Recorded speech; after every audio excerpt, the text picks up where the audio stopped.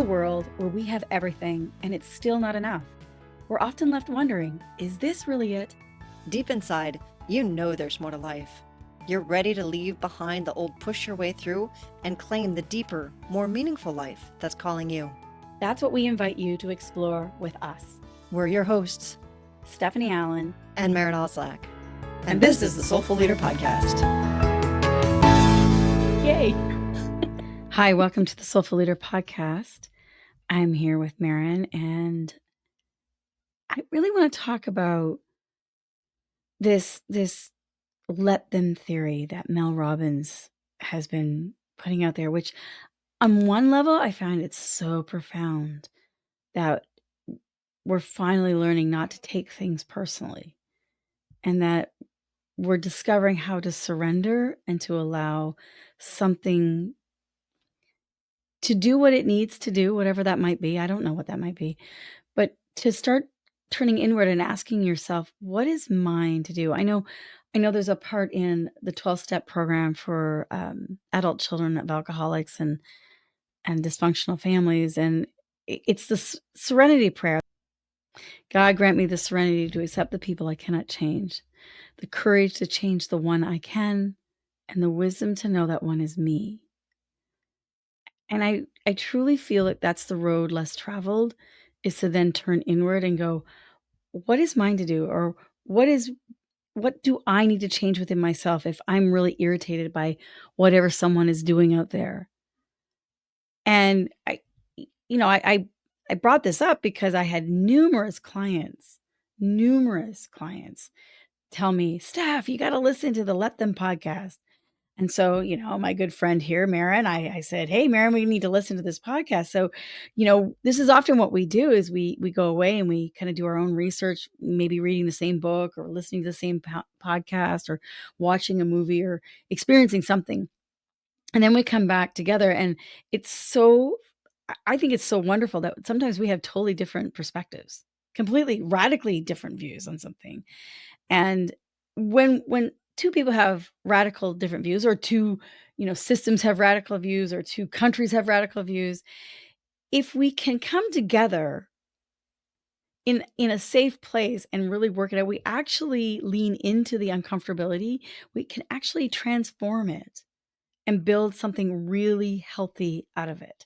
That is not it's totally different than what we are on the level that caused us the issue in the first place, if that makes sense. Yeah. So, for me, the Let Them podcast was really profound, and it really helped so many of my clients who were really struggling with letting go of control and, wanted to fix things because they themselves were uncomfortable with what someone was doing. And Maren, I'd love to hear your thought because you had a very different reaction to it. And it was also valid. I think that's like Rumi says, beyond right doing and wrong doing, there's a field. I'll meet you there. And I think if we can create space for differences, that's when transformation happens. Absolutely. And one of the interesting things, I will answer your question. And today I was talking to somebody, and she said that she was just made aware of a test, kind of a trial that somebody had done where they had posted a video, but you couldn't see anything. It was just a black screen. So all you could do is listen to it. And what they did is they wanted people to write in the comments what they heard. And all the comments were different. It wasn't a transcript, right? So people were actually writing what they heard, so everything was different. And I think that speaks to what you're just talking about, of we all hear something different because we have different backgrounds and different conditionings, and we're just in different places in our lives. So I listened to the Mel Robbins Let Them podcast, and what I heard was, I heard the benefit of it. I also heard an excuse. I heard the potential for people abdicating their responsibility and saying, not mine to do. Oh, well, the whole like, fuck you. I don't need to do a thing. Right. And it just, it irked me that there was this massive permission being given to people like, you don't have to be responsible for anything in your life. Just let them go, whatever, right? Yep. And there was some things, and it's funny because I wrote a blog post about it that night, and because I have a blog on my own website, and I, there were some things that showed up in my life around the same time that exactly the same time I was listening to the podcast. And so I think that we're meant to hear certain things so that we can then come back and talk about it and say, there's a benefit. There's also a problem with it. And what's the higher story? Yeah, I think that's a real great question is like, not only what is the higher story, but what do maybe it's between you and I that we have a difference of opinion. It's like, what do we both want together? Like, what is the highest possibility that we want to go? And you're approaching it from your perspective. I'm approaching it from my perspective. We're on two totally different paths, but we want to end up at the same destination.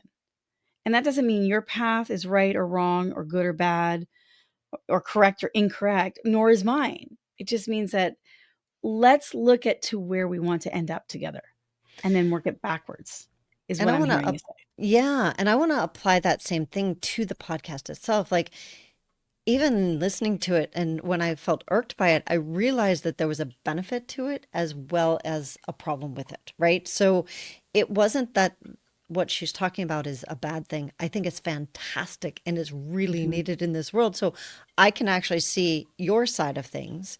And then when I shared with you why I was irked, you were mhm, saying to me, it's like, oh, I see that too, right? So we have this ability, and this, I think, when you were just saying like where's it taking the two of us to a higher level. mhm, I think that that's what I found for me, is that one of the things that both of us want to happen is for people to be more awake and aware in their lives so that they can have the beauty and the amazingness and the joy that's meant to be ours. And especially in this day and age where we're so surrounded by like all of the issues and the problems, which mhm, are very real, right?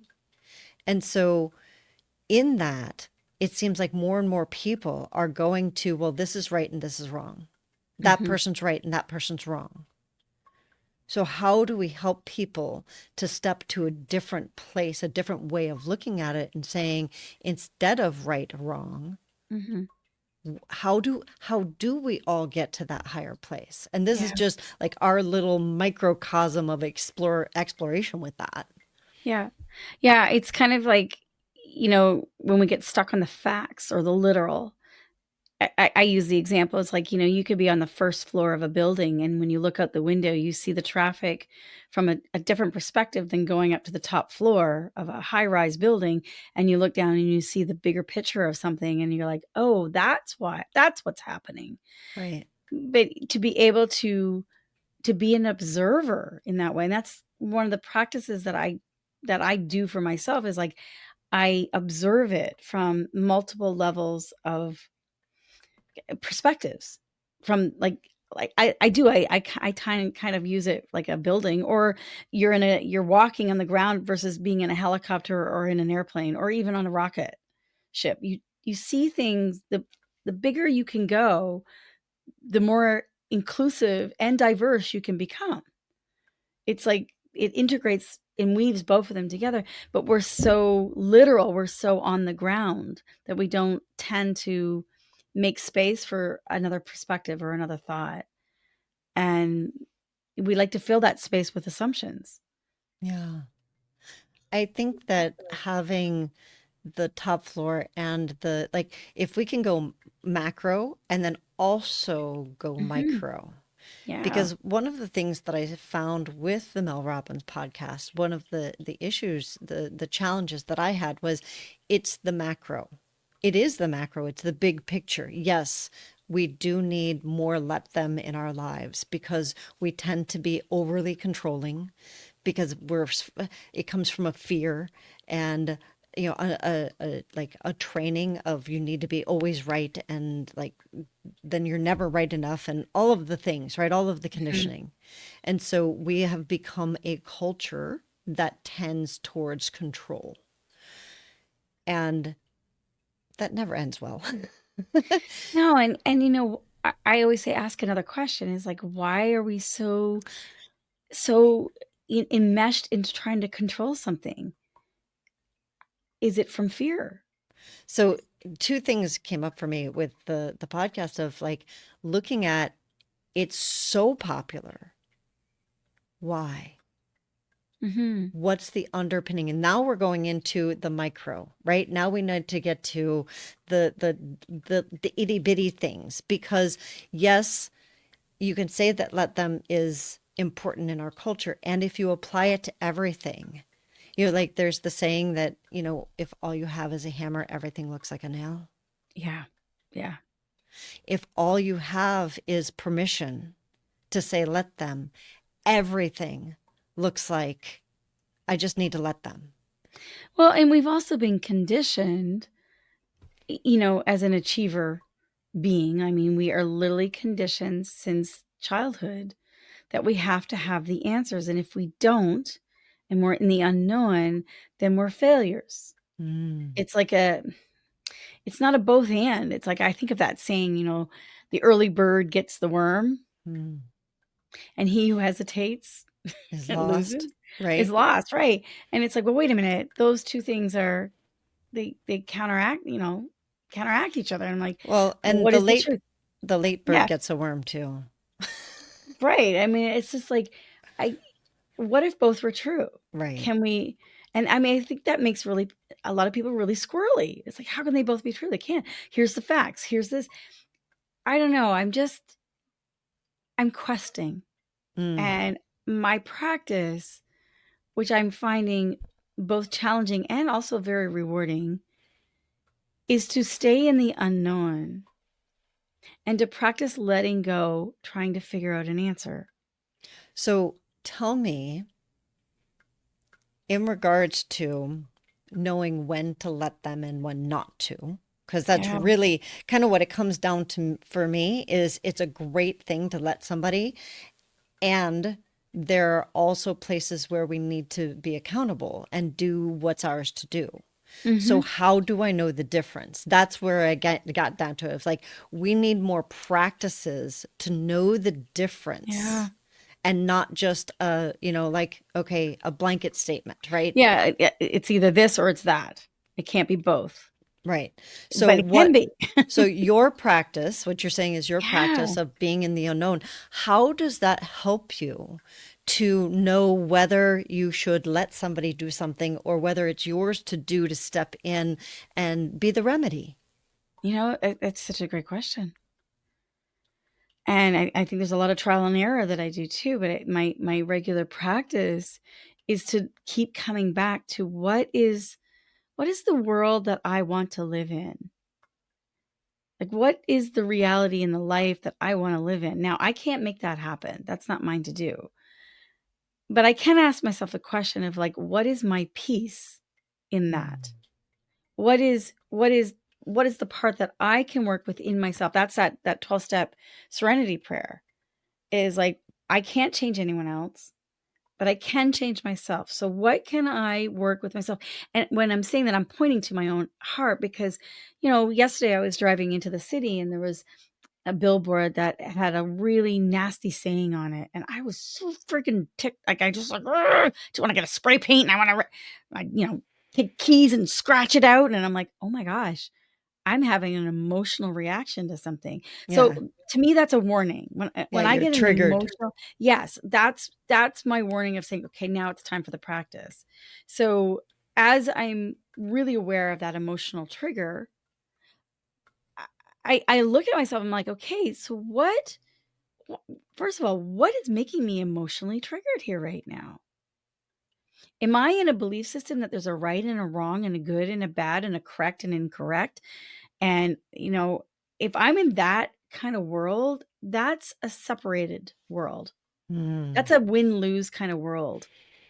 And it allows me to then drop back in and go, and wait a minute, what if I could be in an inclusive world that is also diverse, meaning that we can have space for each and every person's uniqueness and that we are all working towards something really beautiful. So I'm going to Yeah, stop you for a second because we were raised that it's a win-lose world and that right. some people win Competition. and some people, right. So when you say an inclusive world, that's Mhm. possible. Mhm. Tell me about how that's possible. Like Sometimes your people vision piss of you it. off. Sometimes people piss you off because it's the very thing that creates an impetus for you to then heal something. Mm, I often look at that. Like, it's like, if right. I get into that right, wrong, good, bad binary world, then I feel like a victim. I feel helpless. And I either wanna fight back out of rage, or I go, "Ugh, why bother? I can't do anything. It's too big. I can't change it anyway. I might as well just stick my head in the sand and, like, yeah, just let them." So I love this Yeah. because how often we all find ourselves in one of those energies. And Right. when we're making a choice or a decision from either one of those energies, Mhm. it's coming from a lower place in our bodies. And it's coming from a Meaning reaction. it comes from Yeah. a reaction rather than an inspiration. So an inspiration is a higher Mhm. place, a reaction is a lower place. And so if I am coming from a reaction and saying let them, Mhm. now it's probably going to come back and bite me in the butt somehow or another. If I can suspend and go into what you were talking about of Mhm. unknown, like I don't know, and I can actually allow myself to be like, like you did, of like, I see myself reacting. I recognize, first of all, you have to recognize that it's a Mhm. reaction. And then you have to say, can I make space for not reacting, to seeing a higher possibility to And just go observe myself when I'm reacting and, like, slow down. Like the old slow saying is like, down, you know how we always say, "Don't just sit there, do something?" I go reverse that. Don't just do something, sit just sit there. there for a moment, just breathe and Yeah. notice, am I reacting out of fear and control and manipulation? Or am I reacting, which wouldn't be reacting, am I responding from joy and inspiration? Well, the other reaction would be so Mhm. out of control, fear, whatever. The other reaction would be out of like giving up. I can't Yeah, do it's too big anything. for me to So, handle. right. Like I'm overwhelmed, so there's that reaction too. So I then have the an other, example of that one. I yeah. remember listening to a CBC program one time, and it was just like a call-in kind of thing of like, "Can you tell us about a time that a teacher inspired you?" Mhm. And this man called in, and he said when he was in grade 7, the class was given an assignment that they had to give in time. And everyone was in the classroom, and the teacher came in and said, "Okay, I want your assignments." And all of a sudden the door opened and the student walked in and was totally like a complete teenager, right? Like, "Yeah, whatever, so what? I don't care. I'm late. Doesn't matter." And the teacher started giving, like, literally taking a strip off this teenager that walked in late, and then said, "Where's your assignment?" And the teenager was like, "I didn't get it done. I slept in and, whatever." And then the teacher completely berated them, that student, tore them down, called them names, completely was totally disrespectful. And then all of a sudden the teacher stopped and looked at all of the students that were basically shocked, like literally with their mouths like deer stuck in the headlights, eyes bulging out, going, "Oh my gosh." And the teacher said to the other students, "Aren't you going to say something? This is not like this is your friend who walked in here late. And you're not even and there's 30 of you and there's just one of me. Are you not going to say anything?" You're not going to stand for them. "Yeah, this is your friend." Hmm. And what turned out was that this teacher and this student that showed up late and was kinda acting this way, they had already planned that to make a point of like, "Do you know what you stand for? Do you know what your values are and why that is?" Like, we're so conditioned to give the answers instead of questioning why someone is doing what they're doing. Like, instead of questioning that student, why are you late? What happened? What's going on in your life? Or questioning the teacher, why are you tearing down this student like this? What, Right. it's just a piece of paper. Like, why are you being so hard on them? And we hand our authority over to authorities and we say, oh, well, they must know. So then we sit there, right? And Right. I think that's such a great example because there's so much of that going on in many countries, both of our countries, right? Mhm. With lots of different leaders who are doing things that it's like, you know what, that's unacceptable. And yet we're accepting it. We're letting them. We're letting them.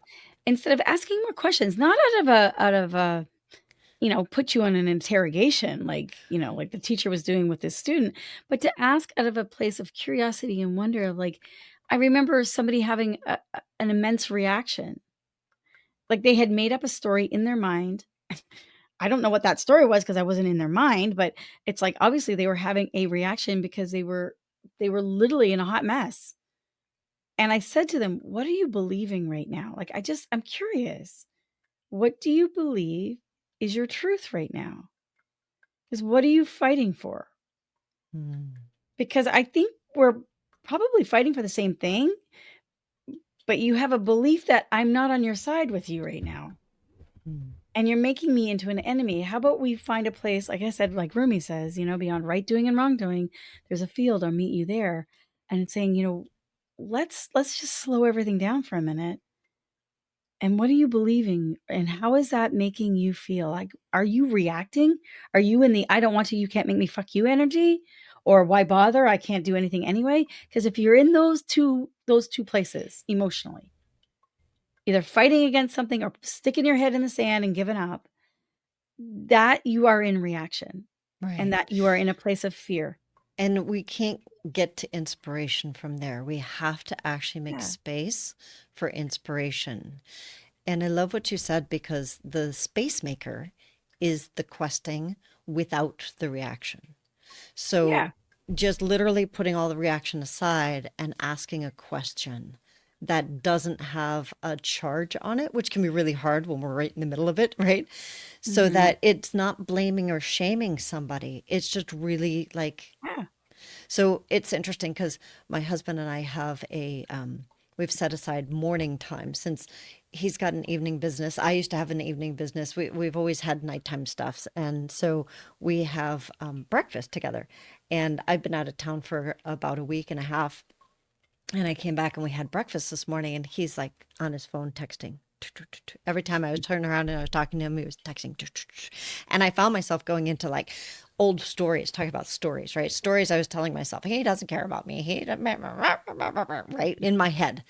And I just thought, okay, I can go there. What are you doing with that damn phone? Blah, blah, right? Right. That's going to end well, right? Not. So instead, I breathed into it and I turned around and I was like, what's so important on your phone this morning? And just, I really wanted to know because I was like, it's Because you Sunday care. because Because I you care. care. It's not a we, just, Mm-mm. this is a Sunday morning that we're recording this. And so I was like, that's so strange. I wonder if there's a problem at his range or whatever. And he's like, nothing. People are texting me. So I was responding. Now, this is 7 a.m. on a Sunday morning. And I'm thinking, boy, oh boy, I could get pissed right now, or I could just ask another question. I was like, well, is this something that we need to deal with during our time? Or could you deal with it later? And he went, oh, oh, you're right. I'm sorry. And it was so simple. And I was like, oh, that was nice, right? Because I quested instead of coming from the I'm right, you're wrong, you shouldn't be, I should be, what all of the stories and the Mhm. reaction of either anger or resignation. Oh, he's always like this. I can't do anything about it. And like those are the two places we go to. Well, and I'm hearing you too. It's like you have to check the internal state of yourself first, because Mm, if you're in reaction internally, those questions, even though you those questions, it's not about a right or wrong question, it's what is fueled behind it. that people hear. That's true. So to really take that moment to go, wait a minute, I really care about this person, and I don't know what's going on, but I know that we've made an agreement to have time together in the mornings. We've made that agreement. And I can't, so I'm just going to ask him from a place of care and love. And Well, then and that, to yeah. be completely transparent, I said, it's making me really angry. And I don't want to be angry right now. And I don't want to be angry with you. And so I just would like to understand so that I don't get angry. So I did tell him that there's an emotion that is going alongside of Hmm. this, right? So that it didn't, because I think you're right, because it would have bled through. Yeah, that anger would have said, "What the hell are you doing? Why are you texting somebody at 7 a.m. in the morning? Like, And WTF, right? Like, come in my on." mind, I wouldn't have said that. And in his mind, that's what he would have That's what he heard would have because heard because it's got the anger behind it, and people don't always hear what we say, they hear the the energy behind it. emotion, Mhm. right? The That's right. energy and motion, exactly. And I think about that because, one of the things that went through my head this morning was let them. Oh, just let him. Let him do his. And I was like, no, this is our time. This matters to me, right? Well, and I'm gonna come back to what Mel Robbins said because, one of the things that really touched me is that when she was doing the podcast and she's talking about let them, she was really all wrapped around the axle about her son going to Mm, prom, and he didn't make the necessary arrangements for his date to go out and have dinner, and she was upset because you're like, "Are you kidding me? It's raining, it's good." And then her daughter was saying, "Mom, just let him. It's his prom, it's not yours." And I think that's very wise. It's right. It's yes. really none of her business. What's her business is like, "Oh my god, I'm the mother. What are people gonna think of me?" And Mm, I didn't like those are the things that we have to go in and look inside. I call it the itty bitty shitty committee, right? We have to go inside and clear out that junk because that's making us try to control and manipulate other people instead of going, "Well, wait a minute, what am I believing right now? And is this any of my business? Really? right. Is there anything what can I control? Myself. And that doesn't mean don't say anything. That doesn't Right. mean, just, go, go along to get along. That doesn't mean that at all. It's just like, what am I fueled by right now? And I can And change that. And I by do, asking a question, by staying in right. the unknown. Like, I'm just gonna surrender this like you did. Like, I'm just gonna surrender this. And sometimes we do need to say, God, I can really feel this anger or this fear or this sadness. And I'm really aware of that. But that takes self-awareness. And Yes. I think that's what we're talking about here, Maren, is that we tend to still even be reacting. We're trying to look for the 10-step program on how to fix my relationship or how to make $1 million. But I'm so tired of those things. And I'm saying this because there isn't a 10 step. It might have worked for you in that moment in that time.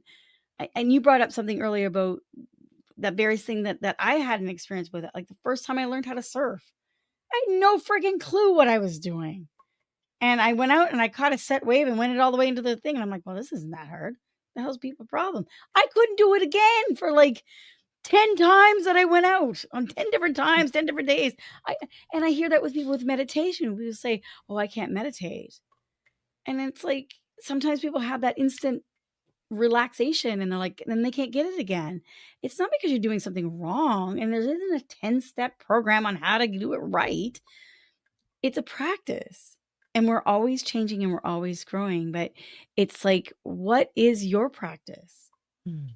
What what are you practicing? Are you practicing reacting or are you practicing responding? Are you practicing looking outward to try to fix and change things? Or are you practicing looking inward with love and kindness to go, I'm noticing something right now. I think so. For our listeners, before we started recording, Stephanie and I were talking about how this Let Them is fantastic. And we love that Mel Robbins did the podcast and that it's so popular, and that there needs to be a practice behind it, which is where this practice came from, because you can get like that moment of like, oh, I got this. Oh, that was easy.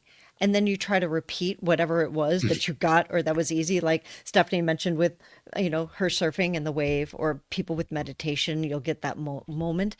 And whenever I get those moments, I did that with archery.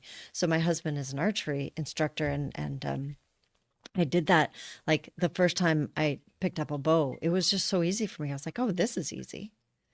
And then I couldn't hit the bullseye to save my life, right? So I realized, oh, there's a lot of practice that goes into being able to do that.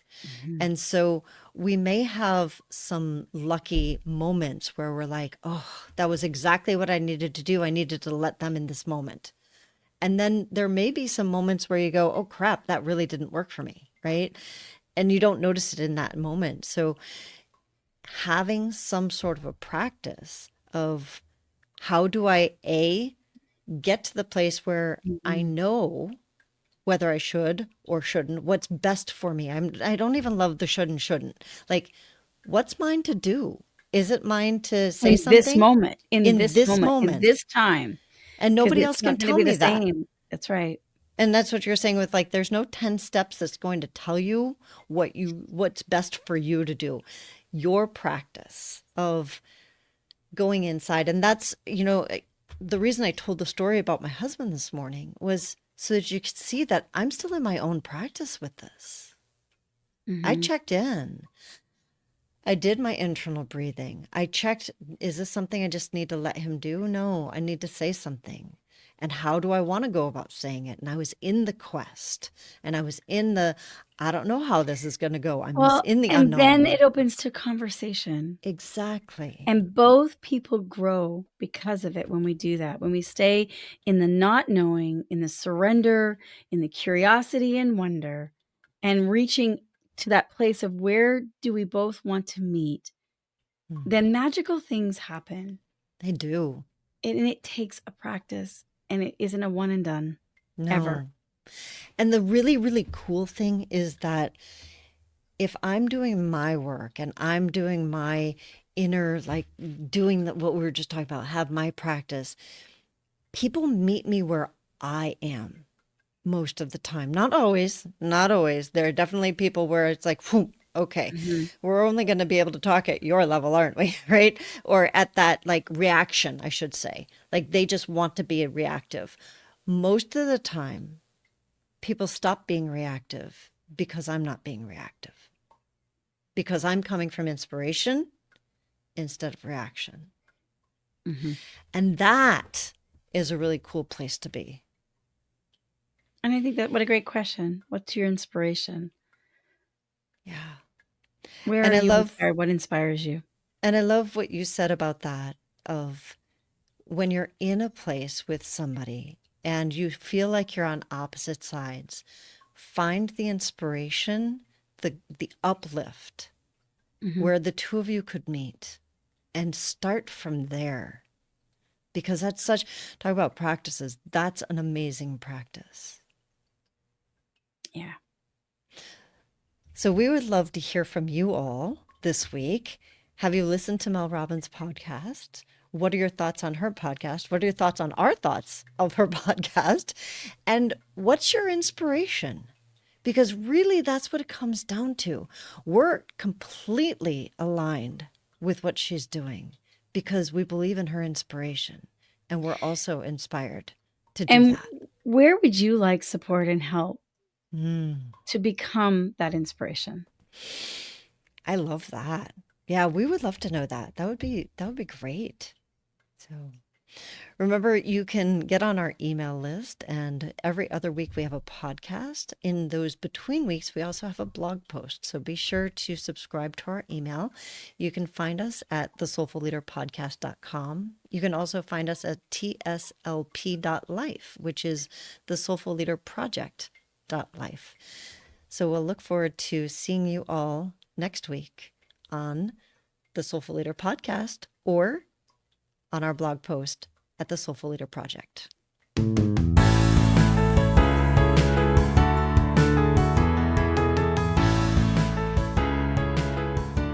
And that wraps up another episode of the Soulful Leader Podcast with your host, Stephanie Allen And Maren Stephanie.